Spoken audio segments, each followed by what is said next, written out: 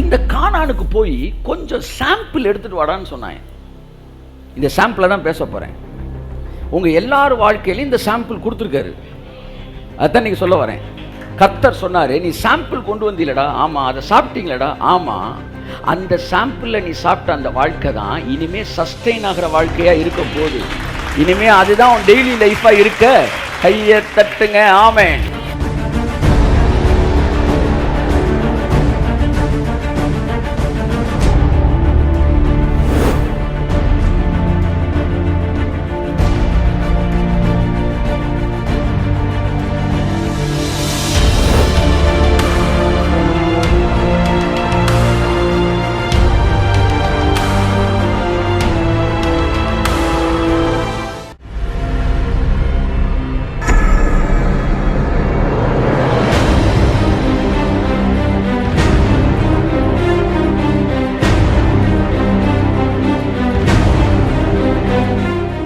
கானான் தேசத்தை குறித்து ஒரே ஒரு வசனத்தை வாசித்து நாம் வார்த்தைக்குள்ளாய் கடந்து செல்வோம். என்னாகமம் 14ஆம் அதிகாரம் 24ஆம் வசனம். என்னுடைய தாசனாகிய காலேப் வேறே ஆவியை உடையவனாய்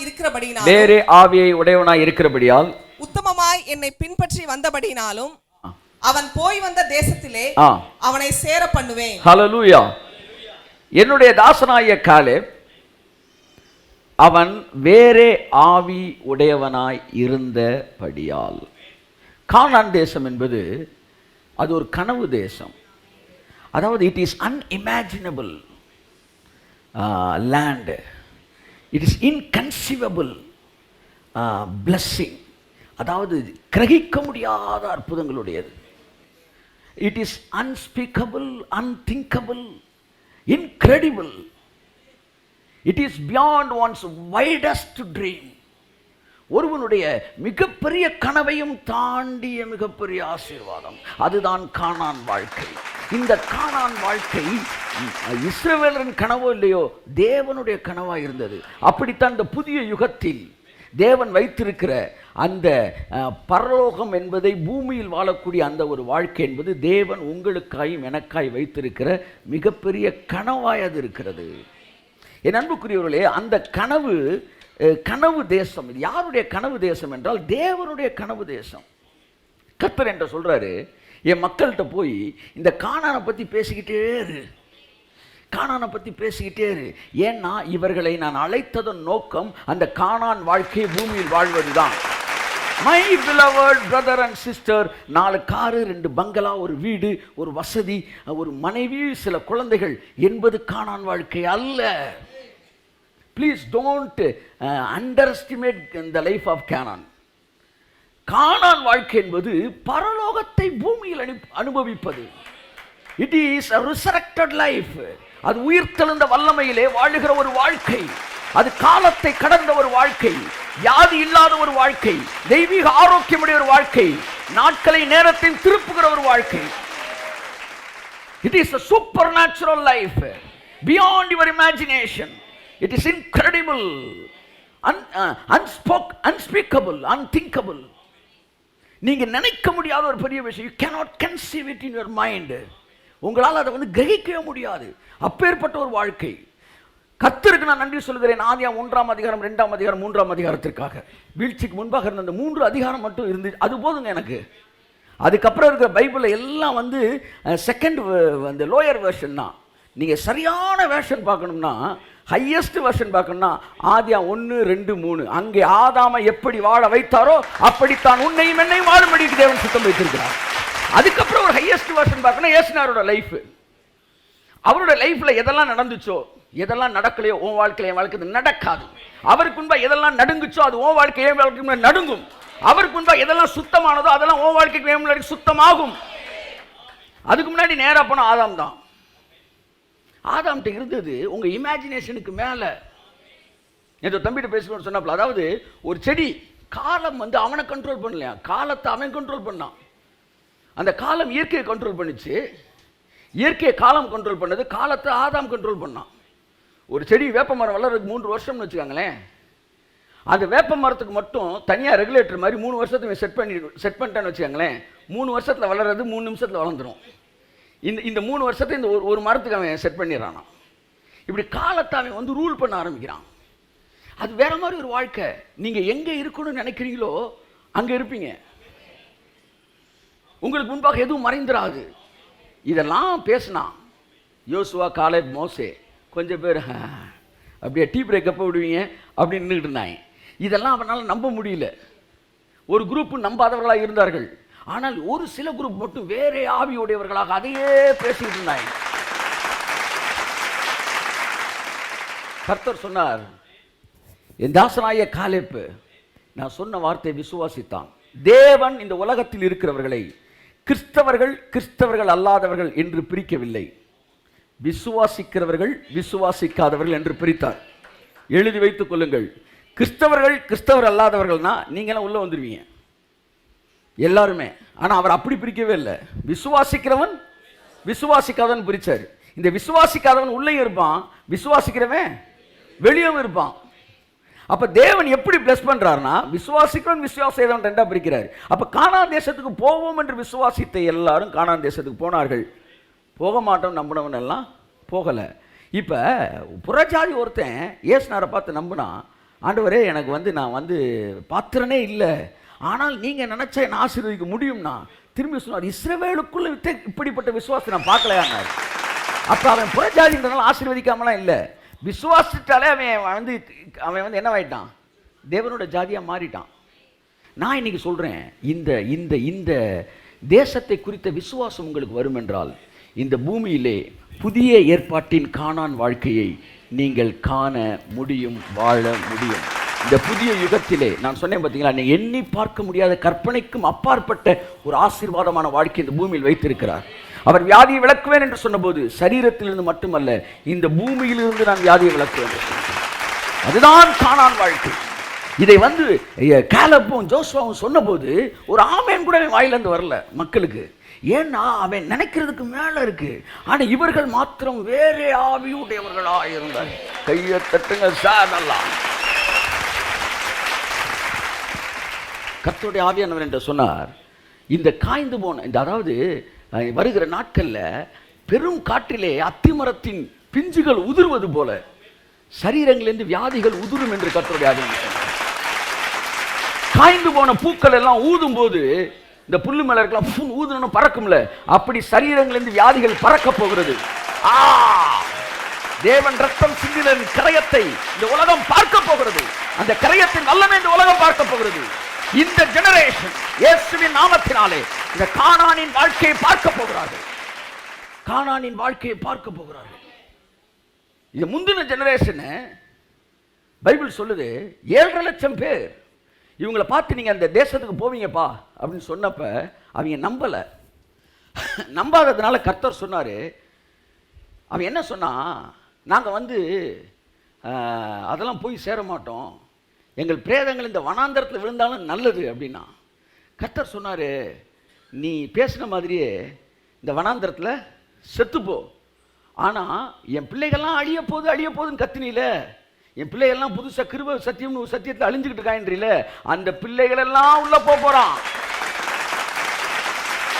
இந்த பதறி பயந்து கத்திக்கிட்டு இருந்த இந்த சீனியர் எல்லாம் என்ன செய்யுது, போகல. அப்ப சொன்னா, நீ கொள்ளையாவீர்கள் என்று சொன்ன பிள்ளைகள் கானானுக்குள்ள போறான், ஆனா நீ இந்த வனாந்தரத்தில் சாவ போற. ஆனா ஒண்ணு தெரிஞ்சுக்க, நீ இந்த அடுத்த கட்ட வெளிப்பாட அப்டேட் பண்ணாததுனால உன் வாழ்க்கை எங்க செய்யுது, கானான்லயே முடியுது. இந்த 40 வருஷம் உன் அக்கிரமத்தை எல்லாம் சொல்லுங்க, நீ அடுத்த கட்ட பிரசங்கத்தை பண்ணாத அந்த அக்கிரமத்தை உன் பிள்ளைகளும் சுமப்பார்கள். அதனால் தான் இத்தனை வருஷ காலம் நமக்கு முன்னாடி இருந்தவங்க கானான பேசாதனால நீங்கள் நான் இன்னைக்கு வரைக்கும் வனாந்தரத்தில் வாழ்ந்தோம். நம்முடைய மூதாதையரோட அக்கிரமத்தை சுமந்தோம். அக்கிரமத்தை சுமப்பது என்பது வனாந்தர வாழ்க்கை வாழ்வது. ஆனா கர்த்தர் இரக்கத்தில் ஐஸ்வர்யம் உள்ளவராகி பெருசுலாம் ஒவ்வொன்றா காலியாகிற நேரங்கள் வந்து கொண்டு இருக்கிறது. இப்ப அடுத்த கட்டத்தை நேர தேவன் வந்து கானானை பற்றி பேசும்படி புறப்படுங்கள் என்று தேவனுடைய ஆவியானவர் சொல்லுகிறார். கரங்களை தட்டி தேவனுடைய மனுஷனாயிருந்து, புதிய ஏற்பாட்டின் யோசுவாவாயிருந்து, காலேபாயிருந்து கானானுக்கு புறப்படுங்கள் என்கிற சத்தத்தை உங்கள் முன்பாக நான் சொல்லுகிறேன். Get ready for the heaven standard life on earth. நம்முடைய முன்னோர்கள் இதுவரை கற்பனை செய்து பார்க்க முடியாத ஒரு வாழ்க்கை, உங்களுக்கும் எனக்கும் தேவன் அதை உறுதி பண்ணி இருக்கிறார். அந்த நாட்களில் அதை வாக்கு பண்ணினார். எத்தனையோ தேவ மனுஷர்கள் இயற்கைக்கு அப்பாற்பட்ட காரியங்களை செய்தார்கள்.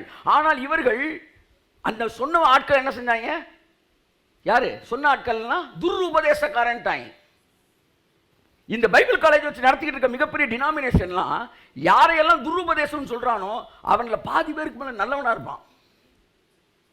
ஏன்னா இவங்களால இமேஜின் பண்ண முடியாததை பேசிட்டான்ல, அதனால துருபதேசக்காரன். இந்த பூமியில தேவனுடைய ராஜ்யம் ஸ்தாபிக்கப்படும் பேசினான்ல, துருபதேசக்காரன். இவர்கள் எல்லோரும் பிதாக்களை போல கல்லறிகிறவர்களாக இருந்தார்கள். இவர்கள் மறுபடி நமக்கு எதை பிரசங்கித்தார்கள்? வனாந்திரத்தை பிரசங்கித்தார்கள். வேறு எதை பிரசங்கித்தார்கள்? வியாதியை பிரசங்கித்தார்கள். அந்த அக்கிரமத்தை நாம் சுமந்து கொண்டிருக்கிறோம்.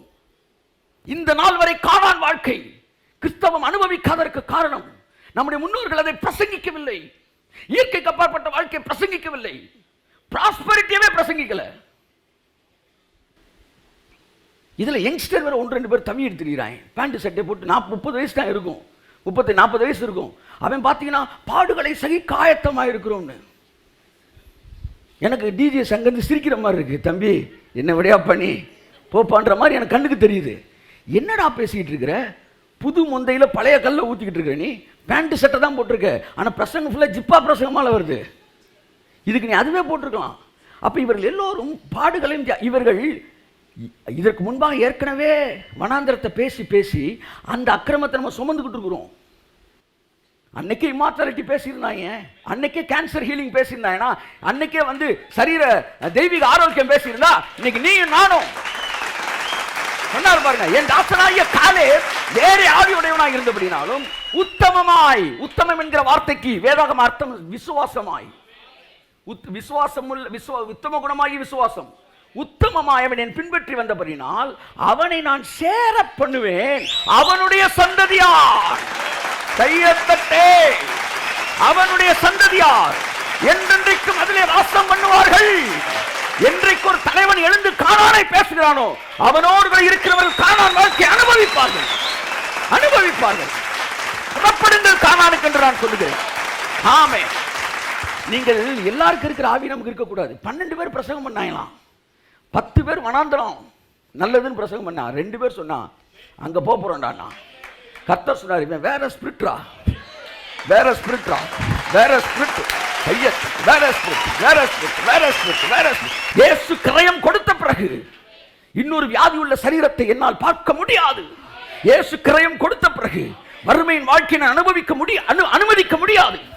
எதற்காக கர்த்தர் சொல்றார், இந்த பைபிள்ல இருக்க ஒவ்வொரு வசனத்தையும் என் சிலுவையை கொண்டு வந்து கனெக்ட் பண்றான். சிலுவையை கொண்டு வந்து கனெக்ட் பண்ணு. எப்படி பிளக் பாயிண்ட் பிளக்க சொல்லி கனெக்ஷன் எடுக்கிறியோ, எந்த வசனம் உனக்கு என்ன வசனம் வேணும், நேரா சிலுவையை கொண்டு உள்ள சொருகு. அந்த வசனத்தின் ஆசிரியர் அவனுக்கு வந்துடும்.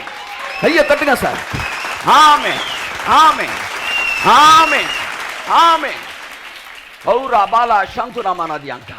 மாபெரும் ஆசீர்வாதம் உங்களுக்காக, மாபெரும் கரையும் உங்களுக்காக கொடுக்கப்பட்டிருக்கிறது. என் அன்புக்குரியவர்களே, it is an unimaginable lifestyle. It is an effortless lifestyle. It is an overflow of blessings. இதெல்லாம் என்னது கானானுடைய குவாலிட்டி. எதிரிகளே இல்லாத ஏரியா கானான். பீஸ், விசாலமான ஒரு தேசம், லிபர்ட்டி. ஆமென் சொல்லுங்க. ஹல்லேலூயா. என் அன்புக்குரியவர்களே, நீங்கள் நினைத்து பார்க்காத ஒரு மாபெரும் ஆசீர்வாதம் உள்ள ஒரு வாழ்க்கையை தேவன் உங்களுக்காக வைத்திருக்கிறார். ஆமென் சொல்லுவோம். கானானை பற்றி என்னுடைய மக்களிடம் பேசு கர்த்தர் என்று சொன்னார். திரும்ப கானானை பேசு. அதை விரும்பக்கூடிய அளவிற்கு அவன் மனசுல ஆசையை ஏற்படுத்து. அது இச்சிக்கப்படத்தக்க தேசம், இயற்கைக்கு அப்பாற்பட்ட ஒரு வாழ்க்கை. You are the resurrected body of Christ. ஆமென். பவுல் சொல்லுகிறார், நீங்களே கிறிஸ்துவின் சரீரமாயிருக்கிறீர்கள். சொன்னா நீங்க எல்லாரும் கிறிஸ்துவின் சரீரத்துக்குள்ள இருக்கீங்கப்பான்னு சொல்லல, நீங்க தாண்டா சரீரமே. நீ நானும் சேர்ந்தா இயேசுனார் அப்படியே தெரிகிறாருங்க. I am the resurrected body of Christ. If there is no any other sickness in his resurrected body, there is no need of having sickness in my body. அவருடைய உயிர்த்தெழுந்த சரீரத்திலே வியாதி இல்லை என்றால், இல்லை என்பது உண்மை என்றால், என் சரீரத்தில் வியாதி இருக்க முடியாது. ஏன்னா நான் தான் அந்த சரீரமே. இனி வருகிற நாட்களில் வியாதி என்பது இருக்காது. நான் சொல்கிறேன், இருக்காது. தைரியமா பேசுங்க. 7 எதிரிகளை குறித்து பேசு. இந்த 7 எதிரியும் அடிச்சாதான் உள்ள என்ன செய்ய முடியுது? என்ட்ராக முடியுது. கர்த்தர் சொன்னார் 7 எதிரி வெளியில கிடையாது, 7 எதிரி உள்ள இருக்கிறான்னாரு. இந்த 7 ஜாதிக்கும் 7 கேரக்டர் இருக்கான். அதை படிச்சப்ப நான் ஆஃப் ஆயிட்டேன். உனக்கு வந்து அந்த 7 ஜாதி இன்னைக்கு பெலிஸ்தீனை போய் அடிக்க முடியாது. ஆனால் பெலிஸ்தியன் யார்? கானானியன், கிர்காசியர், எபூசியர், ஏத்தியர், வந்து ஏவியர், இவன் யாருன்னு படிக்கும்போது மறந்துட்டேன். ஏன்னா ஒவ்வொன்றும் ஒவ்வொரு குணத்தை குறிக்கிறது. ஏத்தியர் அப்படின்னா அதுக்கு மீனிங்கே டெரர் அப்படின்னு அர்த்தமா. இப்போ நீ ஏத்தியன் என்கிற ஜாதி அழிக்கணும்னா என்னன்னு அர்த்தம்? உங்களுக்குள்ள இருக்க டெரரை காலி பண்ணணும். பயப்படவே கூடாது. என்ன பெரிய வியாதி சொன்னாலும் இயேசுவின் நாமத்தில் you have to overcome the terror. எவ்வளவு பெரிய அந்த மனநிலை, கிறிஸ்து எனக்கு என்ன முடிச்சிருக்காங்க புரிகிற மனநிலை வரும்போது இந்த டெரர் இருந்த இடம் தெரியாம மறையும் பாருங்க. கானான் சொந்தமாக மாற ஆரம்பிக்கிறது. ஒரு மிகப்பெரிய ஆசீர்வாதத்தை உங்களுக்கு முன்பாக தேவன் வைத்திருக்கிறார்.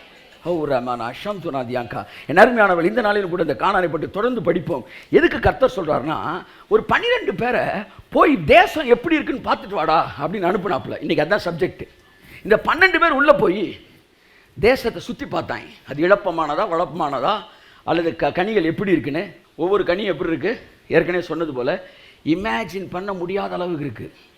ஒரு திராட்சை கொலையை 2 பேர் சேர்ந்து என்ன செஞ்சாங்களாம்? தூக்கிட்டு வந்தாங்களாம். இன்னைக்கு போட்டிருக்காங்கல்ல, இவ்வளோ பெருசாக திராட்சை கொலை நிறையா சேர்ந்து. இது பல கொலைகள் சேர்ந்தது. ஆனால் பைபிள் அப்படி சொல்ல, ஒரே ஒரு கொலை அதுவே இவ்வளோ பெருசு இருந்துச்சான். அப்போ ஒரு பணம் இவ்வளோ பெருசு இருந்திருக்கு. நம்ப முடியல. அதுக்கு பேர் தான் கானான். 7 விதமான கனிகளை பற்றி பேசணும், ஆசீர்வாதங்களை பற்றி. 7 விதமான எதிரிகளை பற்றி பேசணும். இன்றைக்கு 7 விதமான அந்த மனநிலை நம்ம விட்டு போயிருச்சுன்னா நம்ம ஈஸியாக அது வீக்கன் வந்து அது வந்து சத்தியத்தை அறிவீர்கள், சத்தியம் உங்களை விடுதலை ஆக்கும். நீங்கள் எல்லாம் அதுக்கு பாத்திரவான்கள். நீங்கள் எல்லாம் பாத்திரவான்கள். அதை முதல்ல புரிஞ்சுக்காங்க. கர்த்தர் உங்கள் மேலே பிரியமாக இருக்கிறார். நீங்கள் அதை எளிதாய் சுதந்திரித்துக் கொள்ளலாம். ஆமென். அவர்கள் நமக்கு இறையாவார்கள். அவர்களை காத்த நெல் அவர்கள் விட்டு பிரிந்து போயிட்டு. ஆமென் சொல்லுவோம். ஆமென். என் அன்புக்குரியவர்களே, நீங்கள் யார் என்ற மனநிலை கானான் உங்களுக்கு எவ்வளவு சொந்தம் என்பது என்ன செய்கிறது? காட்டுகிறது. ஒரு வசனத்தை சொல்கிறேன். கிறிஸ்துவுக்குள்ள நீங்கள் யாருன்னு சொல்லிட்டு அப்புறம் கானானை பற்றி பேசுவோம். ஆமாம், சம்பவம் கடைசியில் சரி கானானு யாருக்குன்னு கேட்டுறாங்க. முதலாவது நீங்கள் யாருன்னு தெரிஞ்சுக்காங்க. யோபுல ஒரு வசனம் ரொம்ப தொட்டுச்சு. 8ஆம் அதிகாரம் 4ஆம் வசனம், 5ஆம் வசனம், 6ஆம் வசனம், 7ஆம் வசனம் வாசிப்போம். உம்முடைய பிள்ளைகள் அவருக்கு விரோதமாய் பாவம் செய்திருந்தாலும் அவர்களுடைய பாதகத்தின் ஆக்கினைக்கு அவர்களை அவர் ஒப்பு கொடுத்து பாருங்க. யோபு பார்த்து ஃப்ரெண்டு சொல்றான், பாரியா உன் பிள்ளைகள், வாசி முதல்ல இருந்து, உம்முடைய பிள்ளைகள் அவருக்கு விரோதமாய், கடவுளுக்கு விரோதமாய் பாவம் செய்திருந்தாலும், எல்லாம் சொல்லுங்க, பாவம் செய்து இருந்தாலும், கைய நல்ல தட்டு, பாவம் செய்து இருந்தாலும். இப்பதான் நிறைய பேர் பைபிளை திறக்கிறேன். அப்படியா? சரியா கவனிக்கலையே. எல்லாம் சொல்லுங்க, பாவம் செய்து இருந்தாலும், பாவம் செய்து இருந்திருந்தாலும். அடுத்து, அவர்களுடைய பாதகத்தை கர்த்தர் பார்த்து அதன் ஆக்கினைக்கு அவர்களை அவர் ஒப்பு கொடுத்திருந்தாலும், ஏற்கனவே ஜட்ஜ்மெண்டே எழுதி இருந்தாலும், நீ செஞ்ச பாவத்துக்கு வர 23ஆம் தேதி நீ செத்து போடா என்று எழுதி இருந்தாலும், பாதகத்தின் ஆக்கினைக்கு அவர்களை ஒப்பு கொடுத்திருந்தாலும். அடுத்து, நீர் அப்பா சொல்றான், உன் பிள்ளைகள் இவ்வளவு பண்ணாலும் நீ அப்பனாகி நீ அப்பாவாகி நீ தேவனை ஏற்கனவே தேடி சர்வ வல்லவரை நோக்கி விண்ணப்பம் செய்து சுத்தமும் செம்மையுமாய் இருந்தீரே ஆனால் அப்பொழுது அவர் உனக்காக அப்பா நல்லவனா இருந்தா, யோபுவை பார்த்து சொல்ல, யோபுவே நீங்க மட்டும் உத்தமும் செம்மையுமா வாழ்ந்திருந்து, பிள்ளைகள்லாம் செத்து போச்சு, அதுக்கு சொல்ல வராங்க, நீர் உத்தமும் செம்மையுமாய் வாழ்ந்திருந்து ஏற்கனவே பிள்ளைகள் பிறக்கிறதுக்கு முன்னாடியே ஏற்கனவே நீ அவரை பார்த்து விண்ணப்பம் பண்ணி இருந்தால் அப்பொழுது கர்த்தர் உனக்காக கைத்தட்டு ஒரு தடவை உனக்காக வாசிமா விழித்து நீதியுள்ள உம்முடைய வாசஸ்தலத்தை சாங்கோபாங்கம் ஆசீர்வதிப்பார். உம்முடைய துவக்கம் அற்பமாய் இருந்தாலும் உம்முடைய முடிவு சம்பூர்ணமாய் இருக்கும். என்ன சொல்ல வரா? அப்பா நீ உண்மை உத்தமமா இருந்தினா உன் பிள்ளைகள் பாவமே செஞ்சிருந்தாலும் தேவன் அவர்களை ஆசீர்வதிப்பார். என்கிட்ட கேட்டாரு, நீ இப்படி இருந்தினா உன் பிள்ளைகள் பாவமே செஞ்சாலும் நீ உத்தமும் நீதியுமா இருந்தா உன் பிள்ளைகள் பாவமே செஞ்சாலும் ஆசீர்வதிப்பண்டா. நீ உத்தமமா இருக்கியான்னு கேட்டாரு. நான் சொன்னேன், என் பிள்ளையை காப்பாத்துறதுக்கு நான் உத்தமும் சுபையுமா நான் இருந்தேன்னு தெரியாது, ஆனா என்னை காப்பாத்துறதுக்கு எங்க அப்பா இருந்தாரு. உத்தமும் செவ்வையுமானதை செய்து எனக்காக ஏற்கனவே சிலுவையிலே இவர்கள் செய்கிறது இன்னதென்று அறியாதிருக்கிறார்கள், இவர்களுக்கு மன்னியும் என்று சொல்லி என்னுடைய தகப்பன் எனக்காகவும் என் சந்ததிக்காகவும் ஏற்கனவே சிலுவையிலே எல்லாவற்றை செய்து முடித்ததினாலே இப்ப இருக்கிற வசனத்தை வாசிங்க. பாவமே செய்திருந்தாலும் உன்னுடைய வாசஸ்தலத்தை ஆசீர்வாதம் உள்ளதாய் மாற்றுகிற தேவன் உனக்கு இருக்கிறார். கரங்களை தட்டி அப்படி புரியுதா? அப்ப நான் என்ன சொல்ல வரேன், யோபு குறித்து என்ன சொல்றான், அப்பா கரெக்டா இருந்தா பிள்ளைகள் ஆசீர்வதிப்பாராம் தேவன், அவ்வளவுதான். இப்ப நீங்க எதன் அடிப்படையில் வருகிறீர்கள்? உங்க அப்பா அவரை ஏற்றுக்கொண்டவர்கள் எத்தனை பேரோ அத்தனை பேரும் பிள்ளைகளாக முடிய அதிகாரம் கொடுத்த தேவன். இப்ப சொல்லுங்க, நீங்க கானானுக்கு பாத்திரமானா இல்லையா? ஆமென். கர்த்தர் உங்க மேல பிரியமா இருக்காரா இல்லையா? ஆமென், ஆமென், ஆமென், ஆமென். என் அன்புக்குரியவர்களே, சோ தேவனுடைய ஆவியானவர் இந்த கானானை குறித்து பார்த்துட்டு வரைக்கும் ஒரு 12 பேர் அனுப்புறாரு. இந்த 12 பேர் போயிட்டு வந்து என்ன செய்தி சொன்னாங்க? துர்ச்செய்தியை பரவ செய்தார்கள். 33 கடைசி வசனம். அங்கே ராட்சச பிறவியான ஏனோக்கின் குமாரனாகிய 10 பேர் சொல்றாங்க, அங்க ராட்சச பிறவியான ஏனோக்கின் குமாரரை கண்டோம். நாங்கள் எங்கள் பார்வைக்கு வெட்டுக்கிளிகளை போல் இருந்தோம். நாங்க வந்து அப்படியே பார்த்தா எனக்கு முன்னாடி வெட்டுக்கிளி மாதிரி இருந்தோம். அவர்கள் பார்வைக்கும் அப்படியே இருந்தோம். அவங்க பார்வைக்கு நாங்க வெட்டுக்கிளி மாதிரி தான் இருந்தோம் என்று சொல்லி இப்படி இஸ்ரவேல் புத்திரருக்குள்ளே தாங்கள் சுற்றி பார்த்து வந்த தேசத்தை குறித்து துர்ச்செய்தி பரம்ப செய்தார்கள். எல்லாம் சொல்லுங்க, துர்ச்செய்தியை பரம்ப செய்தார்கள். ஆனா 2 பேரு அந்த தேசம் நல்ல தேசம், அதுல நம்ம போக போறோம், இந்த பூமியில் அந்த வாழ்க்கை வரப்போகுது, ஒரு 50 தீர்க்க தரிசனம் சொல்றேன் எழுதிக்க, இந்த 50 நடக்க போகுது, இந்த பூமியில நீ இமேஜின் பண்ண முடியாத அளவு இந்த பூமி ஆசீர்வாதமா மாறப்போகுது, இந்த பூமியில இருக்கிற சாபத்தை கர்த்தர் நீக்கிட்டாரு, தேசம் நம்ம கைவசம் ஆயிருச்சு என்று பேசினது என்ன செய்தியா? அது துர்ச்செய்தினா இது. அப்ப கர்த்தர் சொன்னாரு, கானானை பத்தி பேசிக்கிட்டே இருந்தீங்கன்னா அதுதான் தான் நற்செய்தி. ஆமா, யாரையும் வறுமையும் பேசுகிறது என்ன செய்தி? துர்ச்செய்தி. அநேகர் நினைத்து கொண்டிருக்கிறார்கள் அது வந்து ரொம்ப மெச்சூரான செய்தி. கிடையவே கிடையாது, அது துர்ச்செய்தி. ஆசீர்வாதங்களை குறித்தும் கானானை குறித்து பேச வேண்படி நாம் அழைக்கப்பட்டிருக்கிறோம். அது பாலும் தேனும் ஓடுகிற தேசம். கர்த்தர் நம் மீது அன்பாய் இருக்கிறார், அந்த தேசத்தை நமக்கு தருவார், அது நல்ல தேசம், அது இச்சிக்கப்படத்தக்க தேசம் என்று பேசினாயில. இது எல்லாம் நற்செய்தி. ஆகவே இந்த வருஷத்துல நிறைய அந்த நற்செய்தியை பற்றி, கானான் வாழ்க்கையை பற்றி பார்க்க போகிறோம். ஸோ கானான் வாழ்க்கை என்பது unimaginable thing. அதான் நான் பேச விரும்புகிறேன். Inconceivable, unspeakable, unthinkable, unbelievable, beyond one's widest dream, breathtaking, mind-blowing, mind-boggling. பயங்கரமான ஒரு வாழ்க்கை, அதான் கானான். ஒரு சில இந்த கானானுக்கு போய் கொஞ்சம் சாம்பிள் எடுத்துட்டு வாடான்னு சொன்னாங்க. இந்த சாம்பிளை தான் பேச போறேன். உங்க எல்லாரும் வாழ்க்கையிலும் இந்த சாம்பிள் கொடுத்துருக்காரு, அதான் நீங்க சொல்ல வரேன். கர்த்தர் சொன்னார், இவங்க எல்லார்ட்டும் போய் சொல்லு, இவங்க கானான் வாழ்க்கை சாம்பிள் ஏற்கனவே சாப்பிட்டுருக்காங்கன்னு சொல்லு. கர்த்தர் சொன்னாரு, நீ சாம்பிள் கொண்டு வந்தீலடா, ஆமா, அதை சாப்பிட்டீங்களடா, ஆமா, அந்த சாம்பிளில் நீ சாப்பிட்ட அந்த வாழ்க்கை தான் இனிமே சஸ்டெயின் ஆகிற வாழ்க்கையா இருக்க போகுது. இனிமே அதுதான் உன் டெய்லி லைஃபா இருக்க.